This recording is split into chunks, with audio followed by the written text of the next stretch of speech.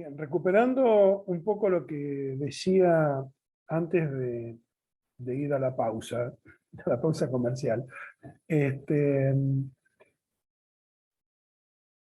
Uno enseña desde la propia experiencia y desde los requerimientos de tipo curriculares, y las niñas y todos nosotros aprendemos desde nosotros mismos, de nuestra subjetividad, y nos apropiamos de una manera particular, que no es necesariamente lo que pretendía el docente.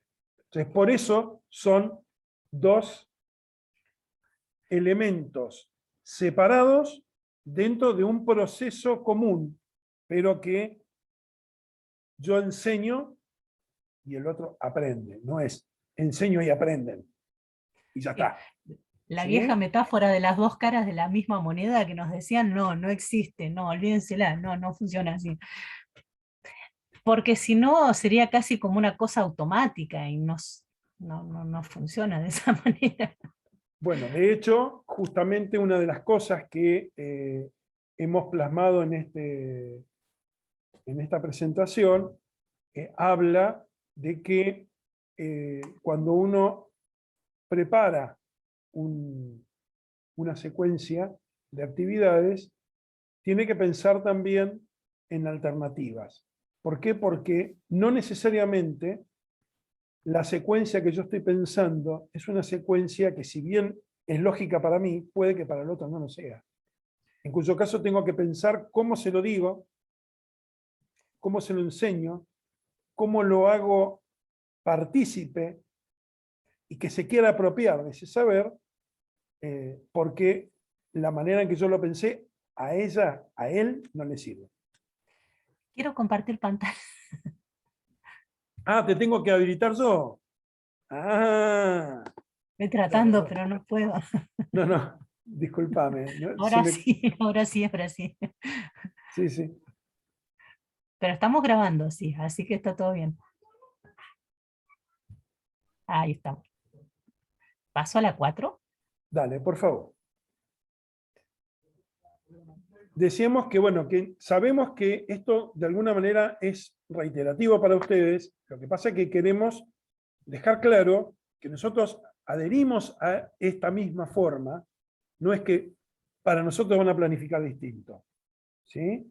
Cualquiera de las opciones que hemos nombrado en la diapositiva anterior pueden subsistir en forma paralela.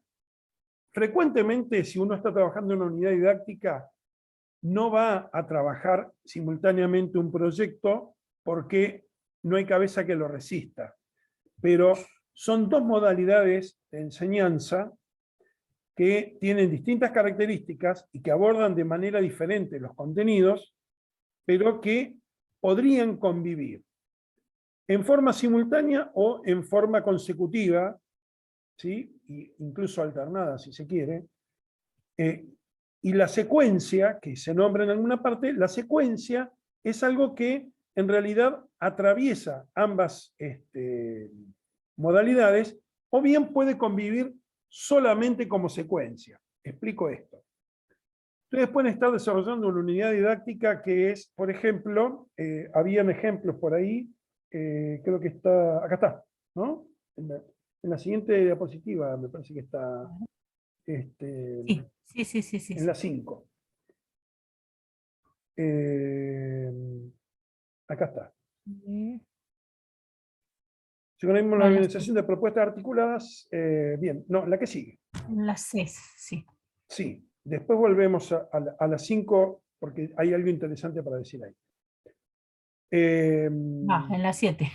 En la 7, perdón, me estoy anticipando, sí, estoy apurado. Acá está No, unidad didáctica. bien, cuando hablamos de unidad didáctica, por ejemplo, que hablamos del centro de salud, los contenidos van a surgir a partir de la unidad didáctica.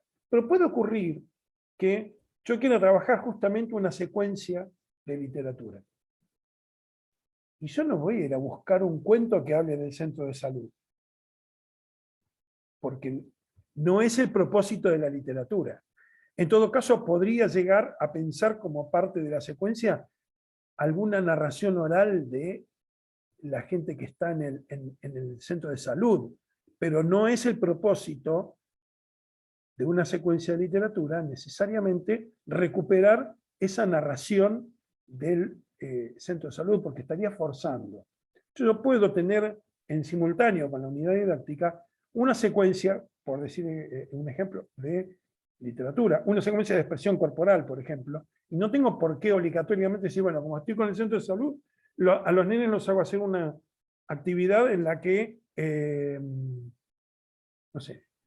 Una obra de teatro sobre enfermeros, digamos. Claro, Tiene sí, que o ser, que están vacunando. A ver, claro. eso es forzar los contenidos. Entonces, pueden convivir estas modalidades.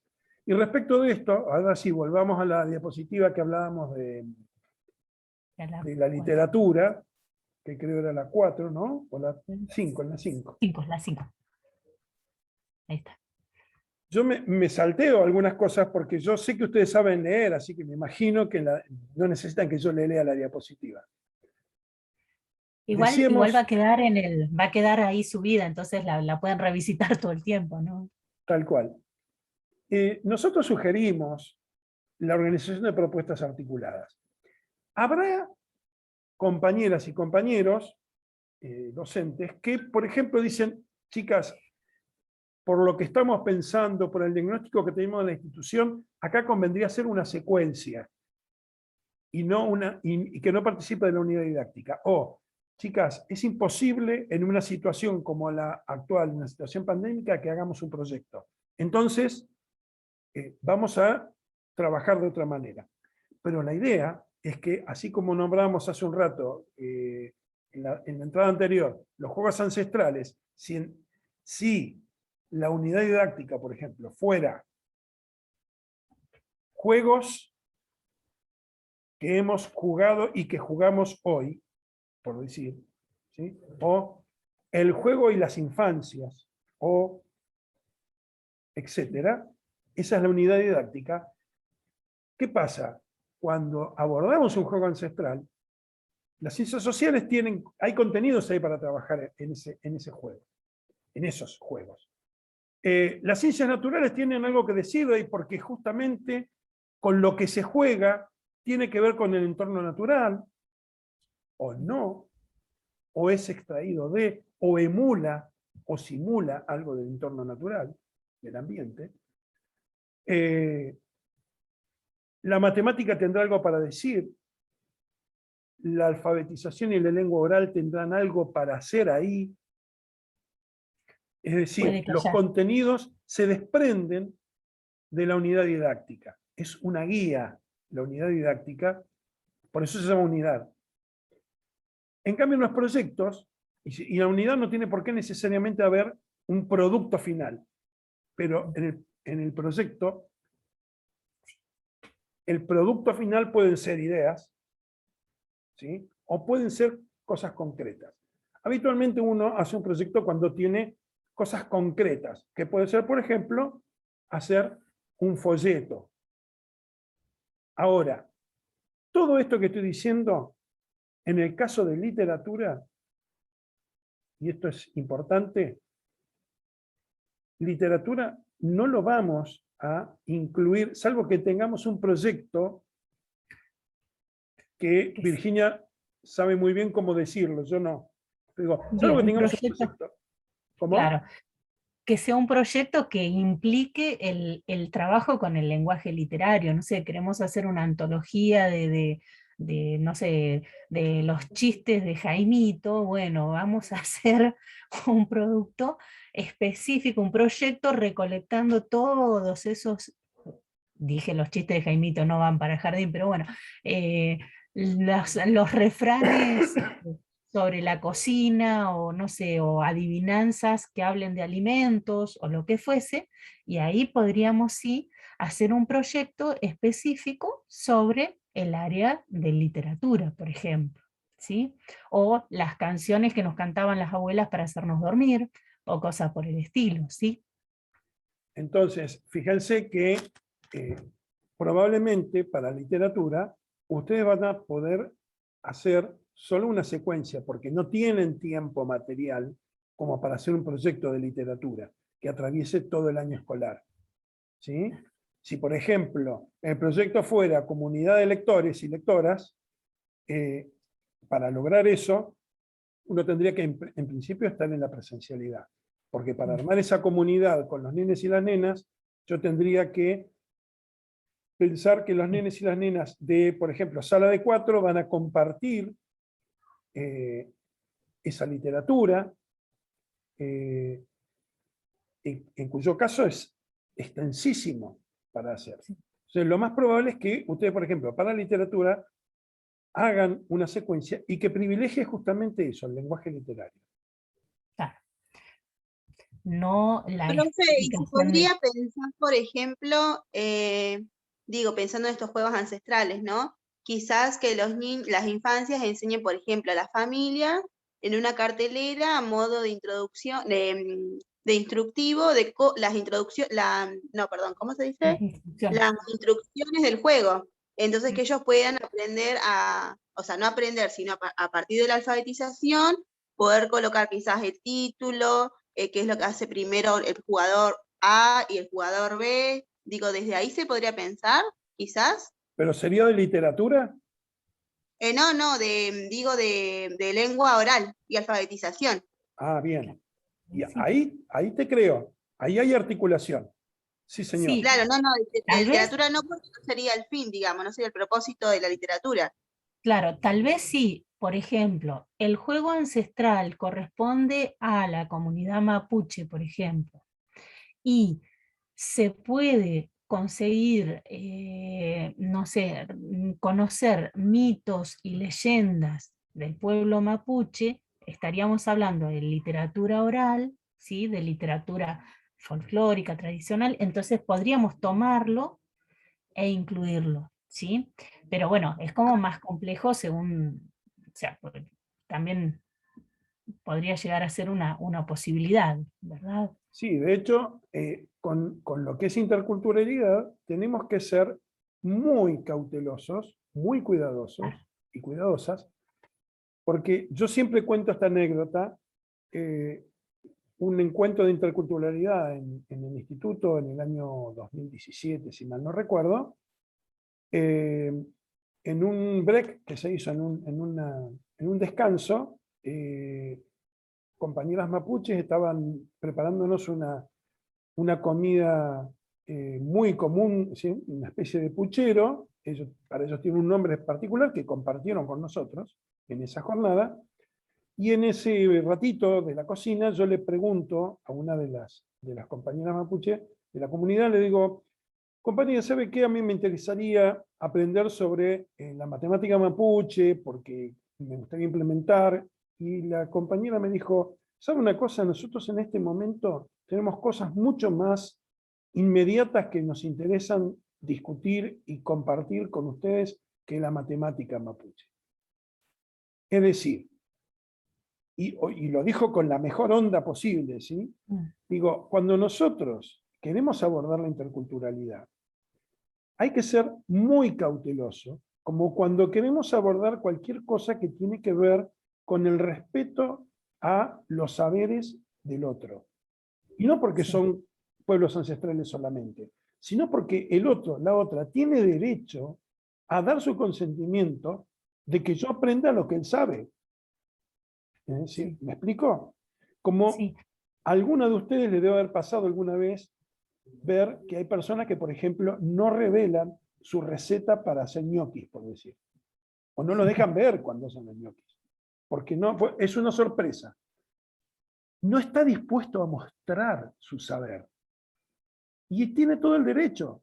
Es decir, es cierto que el conocimiento debiera ser público. Ahora, si yo tengo un conocimiento propio y no lo quiero revelar, estoy en mi derecho. Y, y nosotros como docentes tenemos que respetarlo. Y también tener otro cuidado especial. Si, por ejemplo, nosotros hacemos, bueno, tratando de hacer aproximar, digamos, lo literario a cuentos tradicionales de tal o cual cultura, tenemos un pequeño inconveniente, un pequeño enorme inconveniente, y es la traducción, quién hizo la traducción, qué texto estamos tomando. O sea, requeriría un trabajo investigativo bastante profundo, me parece. Es como bastante engorroso, yo diría casi no es recomendable, o sea, En esta etapa. Es un en esta desafío etapa interesante para sería hacerlo interesante. institucionalmente. Claro, por ejemplo, si estás en un jardín que está inmerso en una comunidad mapuche, bueno, bárbaro, genial, haces un- una investigación de acuerdo y acorde, como decía Enrique, con el grupo, que te acepte y quiera compartir, bueno, genial, pero guarda con agarrar una leyenda mapuche sacada de internet, porque corremos el riesgo de estar haciendo algo totalmente, como mínimo, impropio, por decirlo de un modo elegante, ¿no? Bien. ¿Algo que quieran aportar, chicas?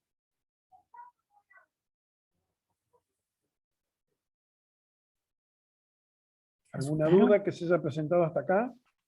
¿Se asustaron o no? No, profe. Estamos tratando de ser cuidadosos con esto, porque, como decía Virginia, a veces uno pretende que con la mejor buena voluntad abordar determinadas cosas y puede herir susceptibilidades. Entonces, hay que ser muy cauteloso y mirar con mucho detenimiento lo que elegimos.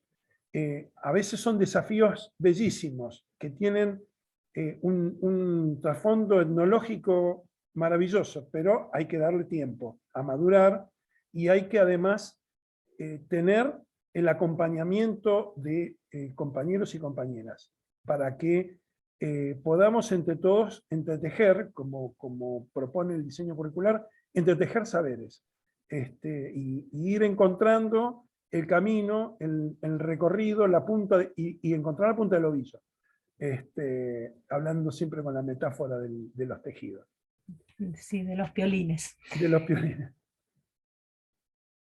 Vamos a las 6, a las 7, no me acuerdo. Dale, No. a las 6, por favor. Bueno, bien, esto estábamos diciéndolo recién, el tema de los campos de conocimiento. No hablamos de las disciplinas por separado, no hablamos así, cortando un bloque de matemática, un bloque de lengua, sino que cómo los saberes, los conocimientos se van entretejiendo y reuniendo varias disciplinas, ¿verdad? Y acá hay que decir algo muy importante que nosotros lo pusimos al final de la diapositiva, y que los campos son una decisión de política educativa. Es decir, ustedes van a observar que en el diseño curricular de Neuquén, aprobado el año pasado, los campos de conocimiento son diferentes en enunciado y en las disciplinas que participan de ese campo a los que veníamos viendo en otros diseños curriculares, tanto el previo de la provincia como los de provincia de Buenos Aires o ciudad de Buenos Aires.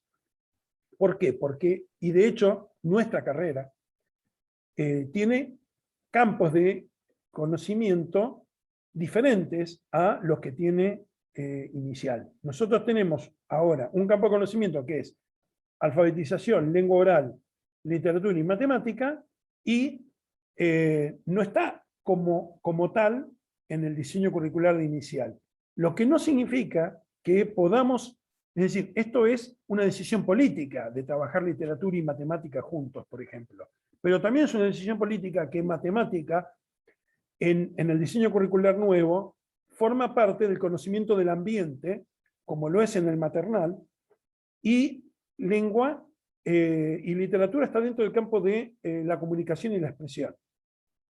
Sí, como también es una decisión de política educativa decir que está matemática, geografía, por allá está cívica y por allá está historia, o sea, son todas políticas educativas. Va a tener implicancia, pero siempre tenemos que acordarnos que son límites puestos por el ser humano, no son cosas naturales, no están en la naturaleza, digamos, o sea, y que como tal, sí, como decisiones políticas que son, puede ocurrir que en una institución se decida hacer un proyecto en donde se investigue otra forma de organizar los campos de conocimiento, y habrá que escribir un proyecto, y eso es una escritura académica, habrá que escribir un proyecto para hacerlo y esperar la decisión política o tomar la decisión política en la institución y atenerse a las consecuencias si no fuera aprobado, porque, insisto, es una decisión política esto de qué campo de conocimiento abordamos y cuáles no. Bueno, vamos a la siguiente.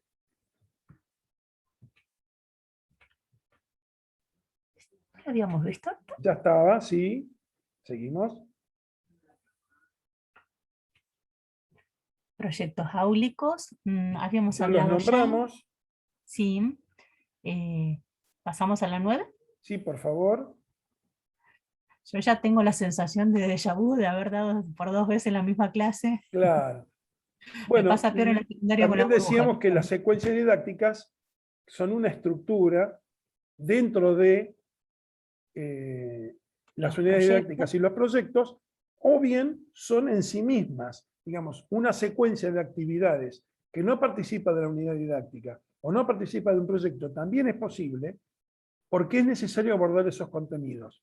Pongo el ejemplo que daba hoy a la mañana. Supongamos que surge una situación de violencia familiar en la institución y, digamos, tomamos conocimiento de una situación de violencia familiar y necesitamos abordar una secuencia de actividades para darle lugar a eso que está sucediendo, porque repercute, esa situación de violencia familiar está repercutiendo en la sala.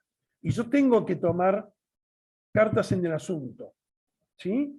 Es decir, por ejemplo, tengo un niño y una niña judicializado en la sala, y ese niño, esa niña no logra integrarse al grupo. Entonces yo tengo que generar una secuencia de actividades para conseguir que ese niño, esa niña se pueda integrar al grupo teniendo en cuenta esas particularidades. Y no necesito para eso hacer una unidad didáctica, ¿me explico?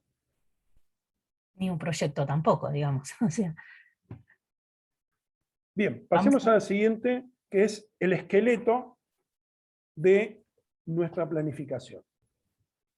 Ahí hay dos Esto- elementos. Sí, Virginia, dale vos, por favor. Esto, no puedo dejarlo, no puedo dejar de decirlo. Esto es un borrador de escritura. A esto le llamamos borrador de escritura, no a una hoja toda borroneada, sino a esto. Nosotros acá tenemos todos los elementos que tenemos que tener en nuestro producto terminado. Si ustedes se fijan, están los titulitos, fundamentación, propósitos, contenidos, etc. Y al lado está el qué tiene que tener cada uno de estos momentos de la planificación. Bueno, esto es justamente un borrador de escritura. Ahí al lado tendríamos que hacer una tercera fila de cuadritos, columna de cuadritos, perdón, donde pusiéramos, por ejemplo, cuántos párrafos va a ocupar la fundamentación, qué vamos a decir primero, qué vamos a decir después, anotar en borrador nuestras citas, las citas que nos parecen importantes incluir ahí, de dónde las vamos a sacar. No precisamos copiar la cita completa, anotamos, no sé, diseño curricular, Neuquén tanto, página tanto, tanto, ¿sí? Entonces ahí la tenemos ahí disponible cuando nos ponemos a hacer la escritura en sí misma, ¿sí? Claro, Esto es... cuando abordamos los propósitos, por ejemplo, podemos tomar la decisión, de hecho, nosotros lo recomendamos, tomar la decisión de tener propósitos generales y decir, en el borrador, decir, voy a poner solamente 3 propósitos Bien. generales, por ejemplo. Y después a cada actividad le voy a poner un propósito, pero un propósito específico de la actividad, y lo voy a enunciar, ese propósito específico, en la actividad, porque me va a organizar mejor la escritura, ¿sí? Es decir, y esas son decisiones que las tomo en un borrador, como dice Virginia. Y en el borrador no me gasto escribiendo oraciones y párrafos. Hago lista de palabras, hago un punteo, alguna frasecita que me ayude a recordarlo después cuando me ponga a escribir, ¿sí? Y eso es a lo que nos referimos con borrador de escritura, ¿sí? Y es lo que, como decían varias de las compañeras, ¿qué pasa? Cuando me pongo a escribir me voy por las ramas, o arranco con una cosa y después me acuerdo que me olvidé del otro. Bueno, si yo organizo mi preescritura así, después al momento de escribir efectivamente, de plasmarlo en párrafos y demás, me saco un problema de encima, porque yo ya sé cuántos párrafos quiero ocupar en la fundamentación, qué voy a poner primero, qué voy a poner después, si voy a poner una cita, si no voy a poner una cita, si en los propósitos quiero 3 nomás y después voy a poner los objetivos o como quieramos llamarlos, específicos. O sea, el borrador nos ayuda a aligerar la escritura. Desde ya que no es una cosa rígida. Después si voy escribiendo y me doy cuenta de que con 3 párrafos no me alcanza o que con 3 propósitos no es suficiente, puedo agregar, no hay problema. Pero es como algo que nos ayuda a preparar esa escritura y que nos apuntala y que nos hace, digamos, es como ordenar el bolso el día antes de hacer las cosas, ¿sí? Nos ayuda a tener algo menos en qué pensar al momento de escribir, ¿sí? En ese sentido, el borrador es una buena cosa, digamos, ¿sí? Bueno, una cosa que queríamos decir, que las pusimos con asteriscos al final, tanto la bibliografía como el tiempo son elementos que tienen que estar en la planificación, que en el caso de la bibliografía es una condición de todos los textos académicos, indicar en qué nos basamos y además apoya el marco teórico. Y el tiempo es transversal. No lo ponemos como un elemento separado, porque en realidad participa todo el tiempo, valga la redundancia. Participa permanentemente en nuestro desarrollo de la planificación. Es necesario que nosotros tengamos presente el tiempo que vamos a intentar, como nosotros estamos intentando que nos alcance, y lo que nos va a permitir poder después evaluarlo. Hoy, 5 minutos antes de entrar a este encuentro con ustedes, nosotros nos detuvimos a hacer una evaluación del tiempo que destinamos a la actividad con los alumnillos de Indias que tuvimos hoy temprano, a la mañana. Era necesario para tener presente cómo abordábamos esta clase con ustedes hoy. Siempre les toca a los mismos ser los conejillos de India del asunto, pero bueno, es así. A ustedes les toca siempre la versión mejorada, tengan en cuenta eso. Ponele. Ponele, pero bueno. Y Bien. otra cosa, la bibliografía. La mayor parte de los Word tienen una herramienta que nos permite armar la bibliografía de una manera, no digamos automática, pero más o menos. Tiene una parte donde se cargan los libros y una vez que están cargados podemos pedirle qué tipo ¿cómo se dice? De estilo queremos darle, de formato queremos darle a la bibliografía. Hay tutoriales de eso, pero está bueno y uno lo descubre generalmente cuando alguien se lo dice, pero ahorra muchísimo esfuerzo de recordar si es un texto breve, si es un fragmento de un texto, si es un capítulo, con qué va, qué no va, qué va primero, qué va después. Bueno, nos ayuda mucho esa herramienta de Word, ¿sí? De hecho, respecto a lo que dice Virginia, lo que vamos a hacer es, cuando estemos en la etapa de asesoramiento, que esto va a suceder en más o menos unas 2 o 3 semanas, y que va a terminar muy rápido, porque para la primera semana de octubre supuestamente debiéramos tener finalizadas las planificaciones. En los asesoramientos, quienes lo requieran nos preguntan y las ayudamos a encontrar los recursos materiales en el Word. Es decir, si no saben cómo paginar, cómo ponerle el número a la página, o si no saben cómo hacer para que la carátula le quede en el mismo documento y no le quede con el mismo formato que el resto del documento, eso las vamos a ir ayudando a hacerlo. Pero eso va a ser en el asesoramiento por duplas, que va a ser en el mismo horario que tenemos las clases. Es decir, nosotros la próxima semana, el viernes vamos a tener otra clase sincrónica, y después, probablemente ya a la siguiente semana, ya empecemos con los asesoramientos. Y ya que estoy en esto y nos están quedando 9 minutos de clase, les queremos contar que hemos pensado en 3 entregas, digamos, que ustedes puedan fragmentar de alguna manera o fraccionar sus entregas de planificaciones en 3 momentos. Un primer momento donde presentarían fundamentación, propósitos propósitos y y contenidos. contenidos. En ese caso, digamos... ¿Cómo, profe, el primer momento? Disculpe. Sí, sí. Fundamentación, propósitos y contenidos. De todas maneras, esto está en el guión de la clase que vamos a subir, así que no se preocupen. Buenísimo. En la segunda parte van a Gracias. estar las modificaciones que ustedes le hagan a esa primera entrega, o sea, todas las correcciones, las modificaciones, aclaraciones, lo que sea necesario, y a esa segunda entrega le van a agregar las actividades, ¿sí?, para que se pueda revisar el ajuste a la fundamentación, propósito y contenido, y si correspondiere la secuencia dentro de la unidad didáctica y o proyecto que ustedes presenten, ¿sí? Esa sería la segunda entrega. Y por último, la tercera entrega sería la presentación de toda la unidad didáctica con las modificaciones que oportunamente les hayamos señalado, más la bibliografía, los anexos y las fotos del material didáctico. Tenemos el inconveniente de que fechas no podemos dar todavía. Es decir, tenemos previsto que Más o hayan 3 menos. entregas, pero no sabemos las fechas todavía porque lo tenemos que acordar con el resto de los ateneos y con Residencia. Es decir, como todavía no han tenido la entrevista con las docentes de la institución, estamos un poquito frenados en ese aspecto, pero sí les vamos a pedir, de hecho ya les pedimos antes de las vacaciones, que fueran esbozando una fundamentación, entonces que eso lo vayan revisando, todavía no le vamos a pedir que nos la entreguen, vamos a esperar un poquito, pero que vayan revisándolo, repasen la teoría que hay escrita en el aula virtual, repasen esta presentación, porque eso les va a ir dando una pista hacia dónde apuntar.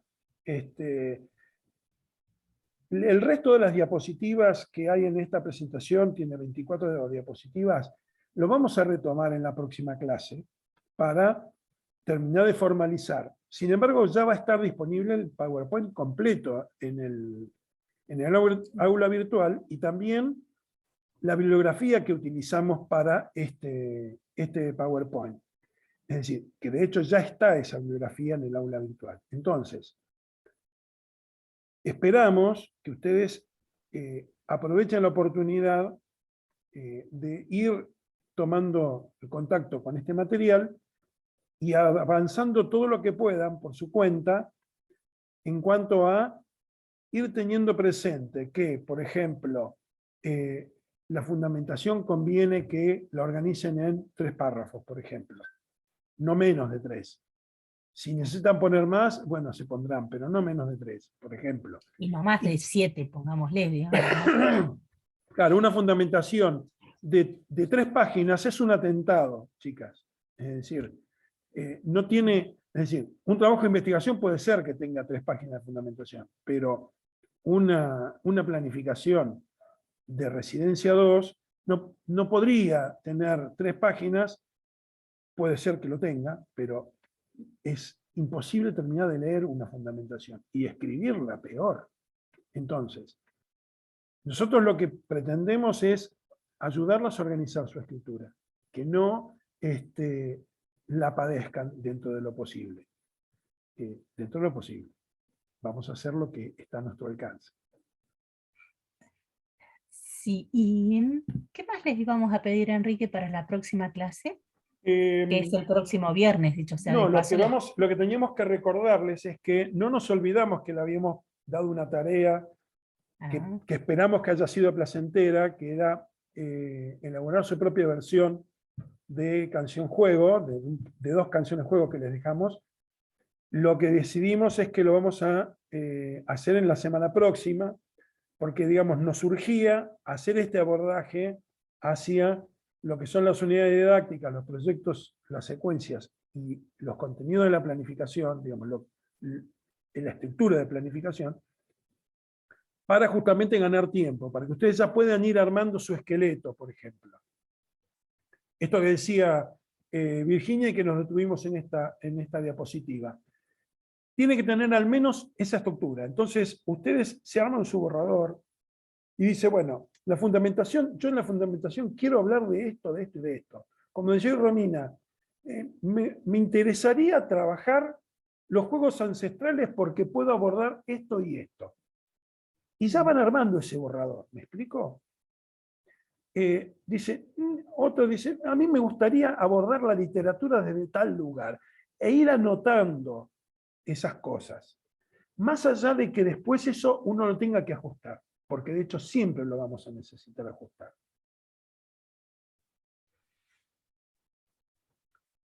Bueno, Virginia, no sé, ¿te parece que nos vayamos la despidiendo? canción ¿O hay- Profe, les Sí. hago una consulta. Te escuchamos. En Sí, yo relación a también la tengo una duda. fundamentación, en relación a Sí. la fundamentación, ayer justo tuvimos el encuentro de residencia y nos contaron este dispositivo que se pensó para la residencia 2.